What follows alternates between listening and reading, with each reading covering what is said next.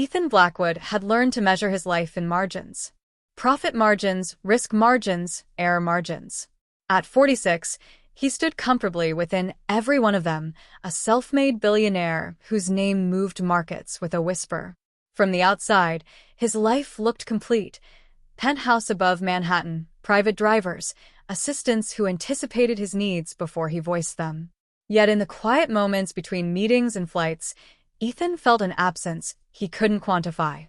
His marriage had ended 3 years earlier, dissolving without scandal or drama. His ex-wife had left him with a single sentence that echoed more loudly than any argument ever had. "You're always present, but never really here." Since then, Ethan had filled his days with work and his nights with distraction, careful never to linger too long in silence. Lately, distraction came in the form of company.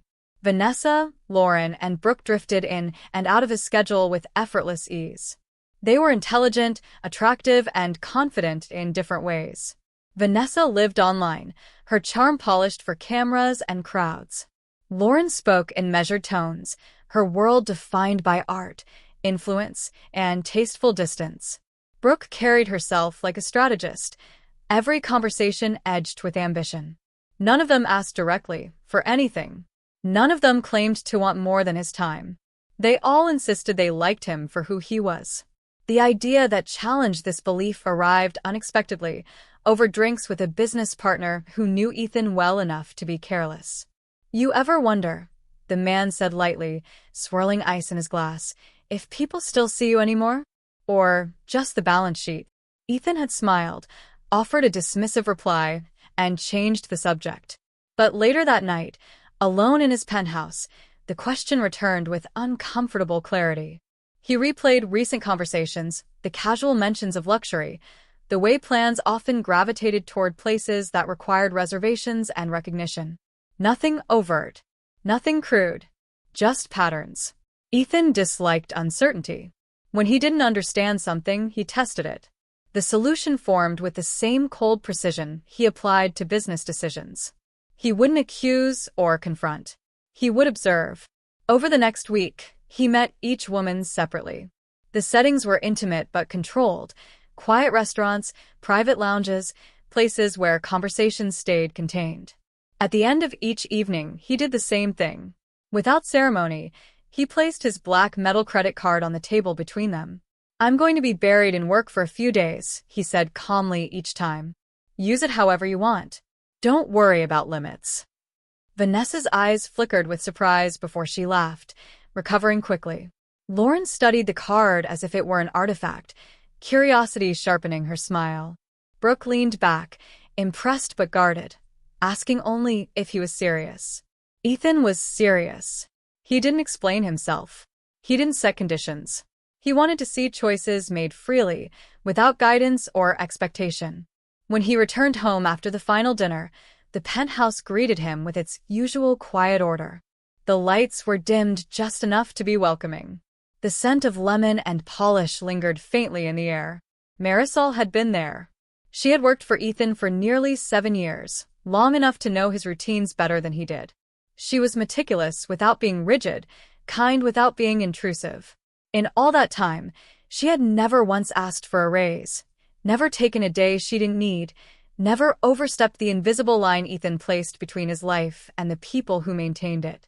That night, she was in the kitchen, preparing his lunch for the next day despite his repeated insistence that she didn't need to. She looked up when he entered, offering a gentle smile. "Mr. Blackwood," she said, holding out a small blue card. "You left this on the counter this morning." Ethan recognized it instantly, the household credit card. A practical thing, tied to a modest account used for groceries, cleaning supplies, and minor expenses. It existed on the outskirts of his awareness. "Keep it," he said distractedly, loosening his tie. "Use it if the apartment needs anything." Marisol hesitated, her fingers tightening slightly around the card. "Are you sure?" "Yes," he replied, already turning away. "Good night." She watched him disappear down the hallway, the question still unspoken on her lips. Alone in his bedroom, Ethan stood by the window, looking out at the city pulsing below. Somewhere out there, 3 women now held access to his wealth without restriction. He told himself the experiment was simple, almost clinical. Yet as he stared at the lights stretching endlessly into the dark, a quiet tension settled in his chest. He had set something in motion. And though he didn't know it yet, the smallest decision of that evening, the one he barely noticed, would reveal more about his life than all the others combined. The charges came faster than Ethan expected. His inbox filled with notifications, each one a small digital announcement of indulgence. Vanessa's purchases were the most flamboyant. Handbags flown in from Milan, a pair of shoes that seemed to exist only in fashion magazines, private appointments at boutique salons. Each item was meticulously catalogued in her online presence, accompanied by photos she tagged and posts she captioned with effortless charm. Ethan studied the totals without surprise. He had anticipated excess, a kind of reckless self-interest, and it confirmed the truth he half feared. Some people measured value by visibility, by applause, not by need. Lauren's spending was subtler, but no less revealing. She acquired original paintings, donated to galleries in his name, and reserved spots at charity auctions. It was calculated, deliberate, the kind of indulgence that masqueraded as refinement. Ethan recognized the pattern immediately. Prestige had replaced desire. Art, influence, and recognition were her currency. He examined the invoices with a detached scrutiny, noting the sums that could have funded significant real-world impact, but instead remained purely symbolic, fleeting affirmations of taste and social standing. Lauren's choices did not sadden him. They intrigued him, revealing a mind operating with precision, yet incapable of ignoring personal gain. Brooke initially impressed him with restraint. Her first few purchases were pragmatic: fitness equipment, consulting services for her business, a short-term rental in Miami for what she claimed was an urgent networking opportunity. It was measured, careful. But as the days passed, her orders escalated. A luxury SUV, a high-end watch, a week at an exclusive resort. Each transaction carried a whisper of ambition, a tangible echo of her desire to ascend. Ethan noted it clinically, aware of a subtle disappointment he couldn't fully articulate. He had hoped for discretion, perhaps honesty, and instead saw only a reflection of the self-interest he suspected had become the default in relationships built on opportunity rather than affection. Then he looked at the household account. The numbers made him pause. Nearly all the money allocated for minor, practical expenses had been spent. Charges he didn't recognize filled the ledger. A children's clothing store in Queens, a medical supply company, a small electronics shop, a bookstore, bus tickets, even a few grocery orders. Nothing extravagant, nothing that screamed vanity, yet the total rivaled the sums spent by the women he had tested. He leaned back, fingers drumming against the polished wood of his desk. A sharp, unfamiliar disquiet rose in his chest. Authorized user, Marisol Reyes. The name registered immediately. Marisol, the quiet, diligent presence who had been a constant in his apartment for nearly 7 years, now appeared on his financial statement as the source of this mysterious spending. Ethan's initial reaction was irritation. He had given her no instructions beyond mundane household management. Why would she access funds without asking? The thought carried a sting he wasn't accustomed to feeling. He had controlled every corner of his life, every office, every investment, every contract. Yet here, in the sanctuary of his own home, someone had exercised autonomy without permission. By evening, Ethan returned home earlier than planned, a rare disruption in his regimented schedule. The penthouse greeted him with the familiar hum of life: soft music, the scent of freshly baked bread, the muted glow of kitchen lights. Marisol was there, packing small boxes with meticulous care, her movements deliberate and calm. She glanced up when he entered, hands pausing mid-motion. "Mr. Blackwood, I didn't hear you," she said softly, setting a box down. Ethan gestured toward the neatly arranged parcels. "I was reviewing expenses," he said evenly. "The household account is nearly empty. Can you explain this?" Marisol's hands tightened slightly, as though she were bracing for a reprimand. "Yes, sir. I can show you the receipts for everything." He motioned for her to continue, his voice sharper than intended. "I want to understand why these purchases were made." One by one, she unpacked the boxes onto the counter. Children's winter coats, a small tablet still in its packaging, prescription glasses, canned food, school supplies, a second-hand microwave. Each item bore the mark of intention, practical, necessary, and designed to provide comfort or opportunity to someone else. Ethan examined them in silence, a mounting realization unfolding with every object. "These aren't for you?" he asked finally, struggling to mask both surprise and confusion. Marisol shook her head. "No, sir." "They're for my sister's children, and for neighbors who cannot afford these things. There's also a woman downstairs, Mrs. Alvarez. She struggles to buy her insulin. I bought a month's supply for her." The air in the kitchen seemed to thicken. Ethan's chest felt heavier, an unfamiliar constriction pressing against his usual detachment. He had expected excess, indulgence, perhaps even misjudgment. What he did not anticipate was this: quiet, selfless consideration. Each decision made by Marisol was calculated not for gain or recognition, but to ease suffering, to fill gaps that no one else saw. His own household funds, minuscule by his standards, had been stretched to cover necessities, not extravagance. "How much did you spend?" he asked, almost mechanically, though the question felt irrelevant in the presence of the moral clarity before him. "Less than what Vanessa spent on a single pair of shoes," she replied softly. "I can repay it if you like, though I will take years to do so." Ethan studied her face, lined yet serene, tired yet composed. He saw no shame, only honesty and purpose. For the first time in a long while, his mind was still. He realized the women he had tested were reflections of desire and aspiration, but Marisol was a reflection of conscience and empathy. The comparison struck him with unexpected force. "You should have asked," he said finally, voice quieter, almost reluctant. "Even just to inform me." Marisol nodded, expression unchanged. "I know. I didn't want to burden you." Ethan made no reply, feeling the weight of the word burden press upon him. In that silence, he understood the real test he had been conducting all along. It was not about loyalty, ambition, or appetite. It was about character, and he was only now beginning to grasp what true character looked like when stripped of visibility and reward. He left the kitchen that night unsettled, yet compelled by a curiosity he could not name. The experiment had begun with 3 women, but the outcome was rapidly shifting toward a person he had long overlooked. And deep down, Ethan sensed that the lessons Marisol's choices would teach him were far more valuable and far more disquieting than any credit card statement could reveal. Ethan could no longer ignore the contrast between the women he had tested and the woman who had quietly held the fabric of his household together for years. He decided to confront the truth of his experiment, beginning with Vanessa. Their lunch was at an exclusive rooftop cafe, sunlight glinting off the city skyline.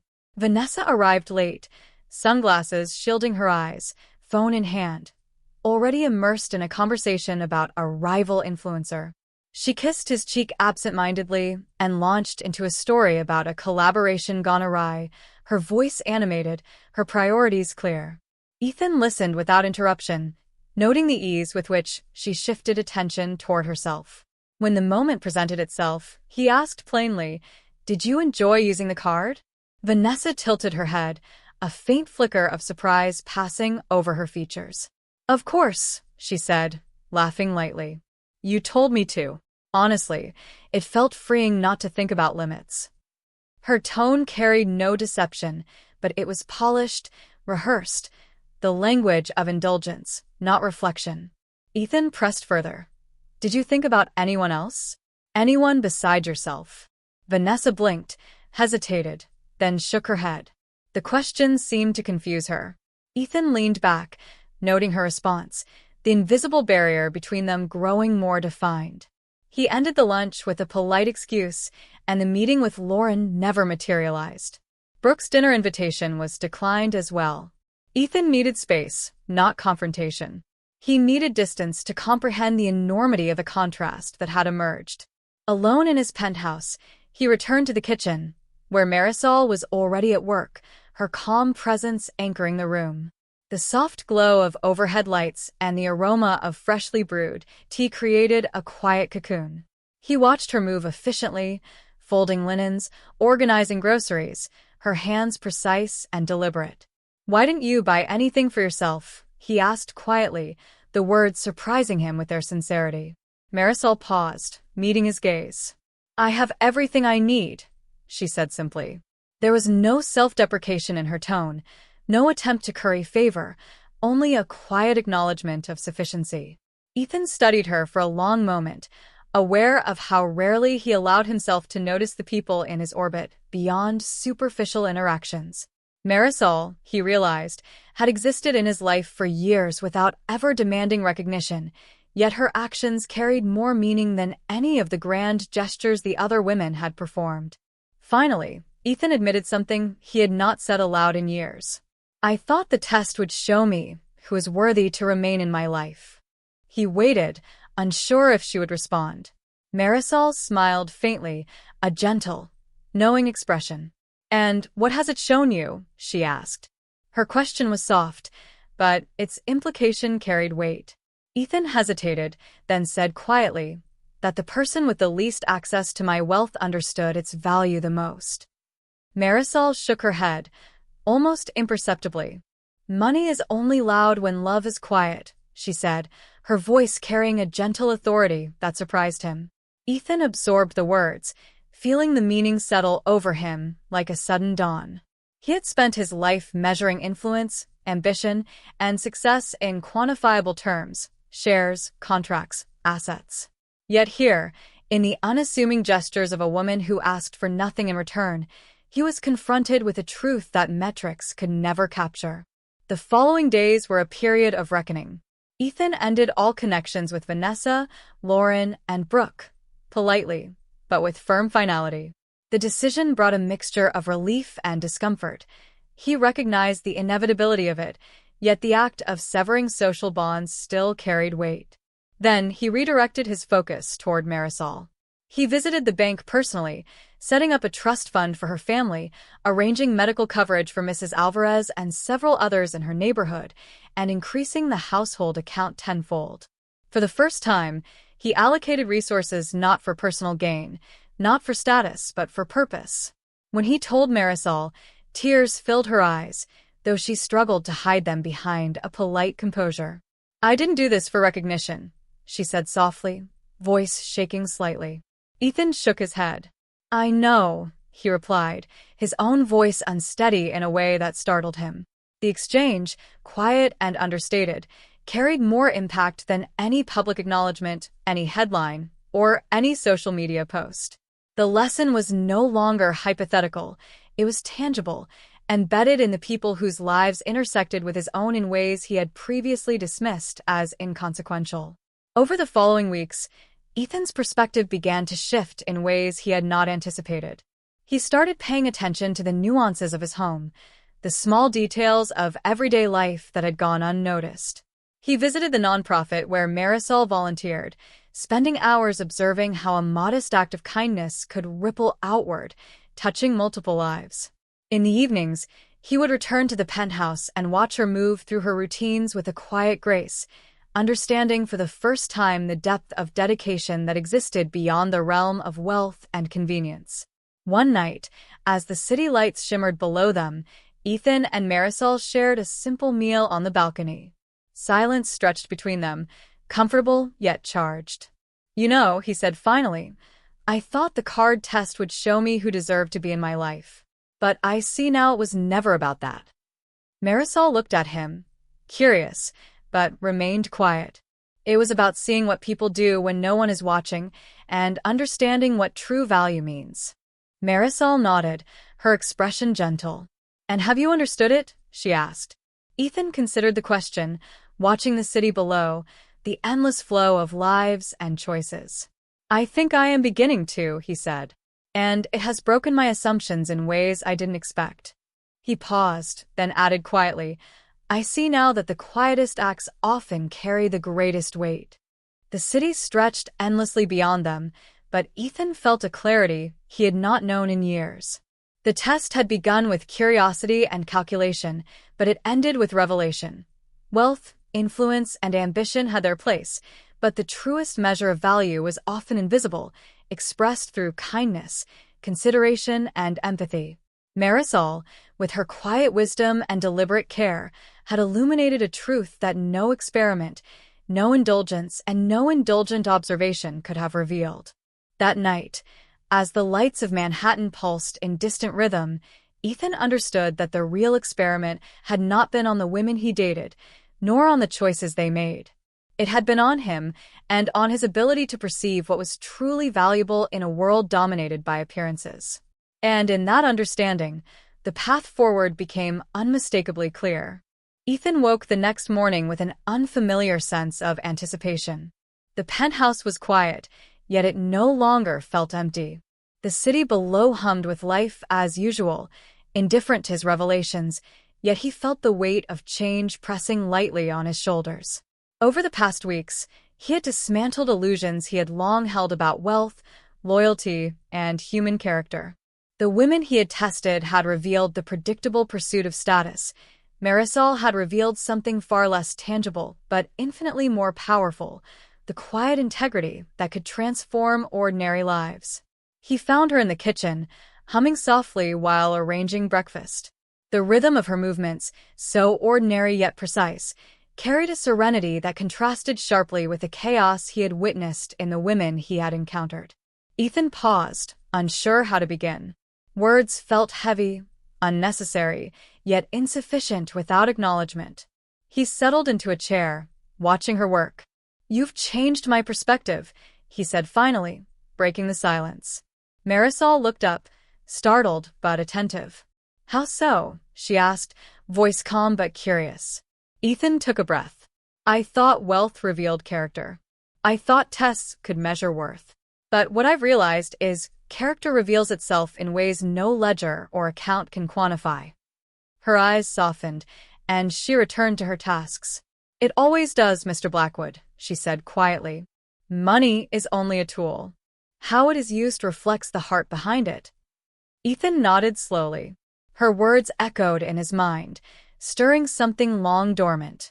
He thought of the trust fund he had established for her family, the medical coverage for Mrs. Alvarez, the increased household account. These were not gestures meant to impress. They were extensions of understanding, of responsibility. He had begun to see wealth not as a shield or a trophy, but as a means to enable meaningful change. For the first time in years, he allowed himself to notice the people around him. The janitors in his building, often overlooked, were greeted by name. Delivery personnel were acknowledged with genuine gratitude. In small ways, he engaged with those whose presence he had once taken for granted, discovering that a simple smile or a kind word could ripple further than any financial transaction. One evening, as winter crept into Manhattan, Ethan and Marisol shared a quiet moment on the balcony, overlooking the shimmering cityscape. The sky was a deep indigo, punctuated by the soft glow of distant skyscrapers. Ethan sipped his coffee, feeling a sense of clarity he had not known before. "I thought the card experiment would reveal who is loyal to me," he admitted. "But I see now it revealed who understands life beyond personal gain." Marisol regarded him with gentle wisdom. "The value of a life is not measured by what is taken, but by what is given," she said. Her voice, steady and kind, carried a resonance that left no room for misinterpretation. Ethan absorbed the statement, recognizing it as a truth he had long avoided facing. The people he had surrounded himself with had been reflections of ambition and appetite. Marisol, in contrast, had embodied compassion and action. He thought of the lessons the women had unwittingly taught him. Ambition could be transparent, charm could be performative, and indulgence could be empty. But Marisol's choices, quiet, deliberate, and selfless, had illuminated a path he had ignored. It was not about wealth or power, but about purpose, empathy, and understanding. The following days saw Ethan reordering priorities he had long neglected. Work remained important, but it no longer defined him entirely. Meetings were still scheduled with precision, but he made time to engage with those whose lives intersected with his in meaningful ways. He visited the nonprofit where Marisol volunteered, not to showcase wealth, but to learn, to participate, and to understand. Each encounter reinforced what he had begun to internalize. Influence without responsibility was hollow. Generosity without awareness was fleeting. One afternoon, Marisol approached him with a proposal. "There are families in the building who could use more consistent support," she said. "Not just for necessities, but for education, health, and small opportunities that can change their trajectory. I can organize it if you're willing." Ethan studied her for a long moment, considering the weight of her request. She was not asking for recognition. She was asking for action. "Then let's do it," he said finally. "Properly. Consistently. Not as charity, but as investment in humanity." The months that followed transformed the penthouse from a sterile display of wealth into a hub of quiet purpose. Packages arrived not for vanity, but for tangible impact.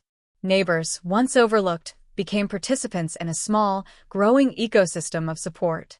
Ethan found satisfaction in details he had previously dismissed: school supplies for children, medical assistance for the elderly, mentorship opportunities for young adults. Each act required minimal effort, but yielded profound outcomes, revealing the subtle power of deliberate kindness. One evening, as they shared a modest meal on the balcony, Ethan reflected aloud. "I thought I understood people. I thought I could measure their worth with gifts, with indulgence, with tests. But I was wrong." It was never about that. Marisol smiled softly, her expression calm and knowing. "And now?" she asked. "Now," he said, looking out at the city lights stretching endlessly into the night, "I understand that the quietest acts often carry the greatest weight. Wealth without conscience is meaningless, influence without empathy is hollow, and character is revealed only through choice." Marisol reached over and placed a hand lightly on his. It was a gesture of acknowledgement, not familiarity, yet it carried the weight of shared understanding. Ethan felt a warmth he had not known in years, not from achievement, nor from admiration, but from clarity, connection, and responsibility. The test had begun with curiosity and calculation, but it ended with revelation. Ethan realized that the people he had undervalued, those who moved quietly, those who acted without expectation, had shown him the most profound truths. The experiment was never about measuring others. It was about discovering the measure of his own heart. As winter deepened, the penthouse glowed with a new energy, purpose tempered by discretion, wealth guided by conscience, and life illuminated by the quiet acts of someone who had understood its true meaning long before he had. And for the first time in decades, Ethan felt certain, not about profits, not about status, but about the value of generosity, integrity, and the enduring impact of choices made with care.